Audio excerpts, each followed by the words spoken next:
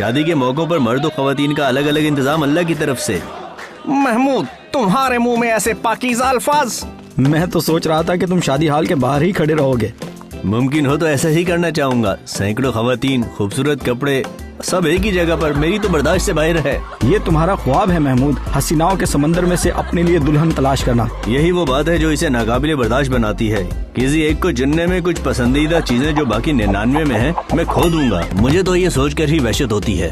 अस्तगफिरुल्लाह। मेरा ख्याल है कि ये बात तुम्हारे लिए और तुम्हारी बस वाली दोस्त के लिए नहीं लिखी गई। नहीं, हम तो थोड़ा वक्त ले रहे हैं। तुम ये सिलसिला खत्म ही क्यों नहीं कर देते? खैर भूल जाओ, मेरा ख्याल है जवाब बड़ा वाज़ेह है। इसका भाई धमका रहा था कि इसके फेसबुक अकाउंट को चेक करेगा, लिहाजा हमें थोड़ी देर खामोश रहने की जरूरत है। तुम किसी दिन किसी बेचारी लड़की को जरूर मरवाओगे, इन्हें पहले मुझे कत्ल करना होगा। तुम वाकई बहुत बड़े मजनू हो। ये मौत महमूद की जिंदगी को बयान करने के लिए बेहतरीन कहानी होगी, तफरीही लेकिन बेफायदा। कहानियों की बात से याद आया, मैं वो अजीम कहानी जो अल्लाह अपने नबियों के जरिए सुना रहा है सुनना चाहता हूँ। और मैं ये जानना चाहता हूँ कि तुम्हें ये ख्यालात आते कहाँ से हैं? मैं अल्लाह और उसकी कहानी को खुद से नहीं गढ़ रहा हूँ, ये सब बातें अल किताब में लिखी हुई हैं।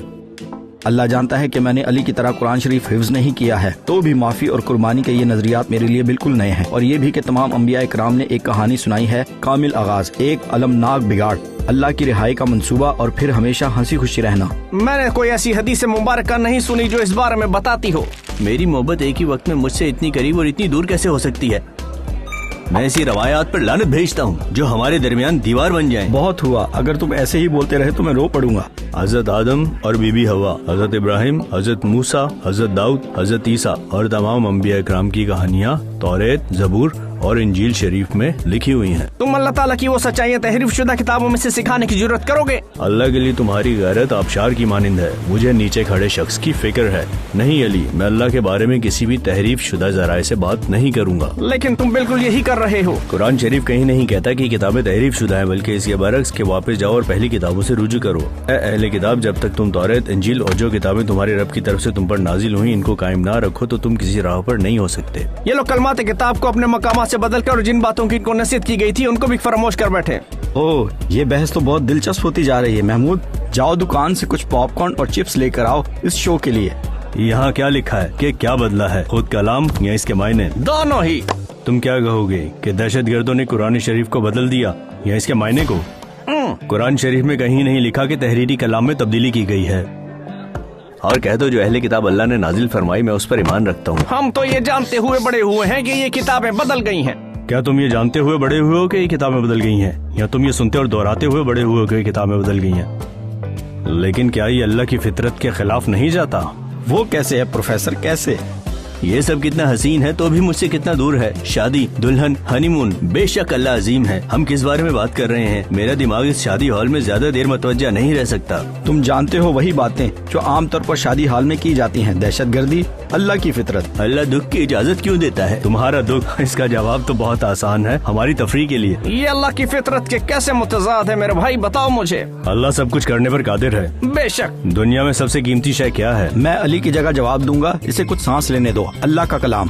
दुरुस्त। क्या अल्लाह इस लायक नहीं कि दुनिया की कीमती तरीन शय की हिफाजत कर सके? मैं तो अपनी मोहब्बत की जान देकर भी हिफाजत करूंगा, चाहे इसके लिए मुझे 100 बार भी मरना पड़े। महमूद, तुमने 2 जुमले मुतवातर ऐसे बोले जिनकी समझ आती है। पहला जुमला बहुत शानदार है, तुम अपनी मोहब्बत के लिए जान दोगे, तुम इसकी हिफाजत के लिए जो कुछ बन पड़ा करोगे।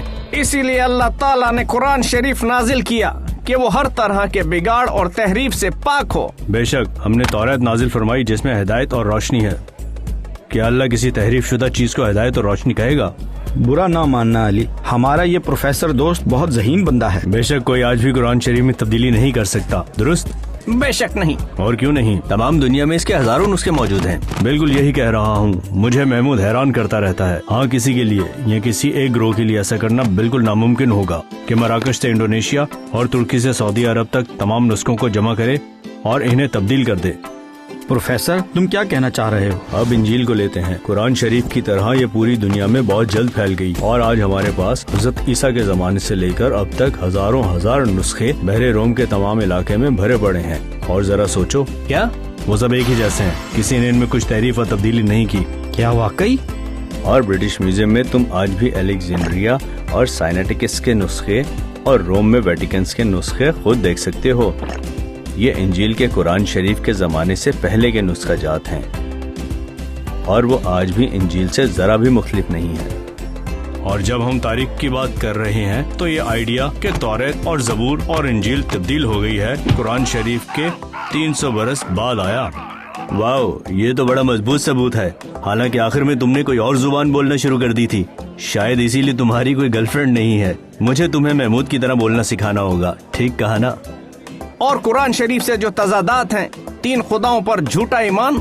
میرے دوست، یہ اس میں بالکل بھی موجود نہیں، لیکن میں ایک سوال پوچھتا ہوں۔ اگر مجھے پوچھنا ہے کہ شادی کیا ہے تو میں محمود سے پوچھوں گا یا موسیٰ سے۔ اگر میں جاننا چاہوں کہ فلم ٹائٹینک میں کیا ہوا تو یہ کس سے پوچھوں گا؟ اگر تم پوچھنا چاہو تو یہ میں نے 17 بار دیکھی ہے۔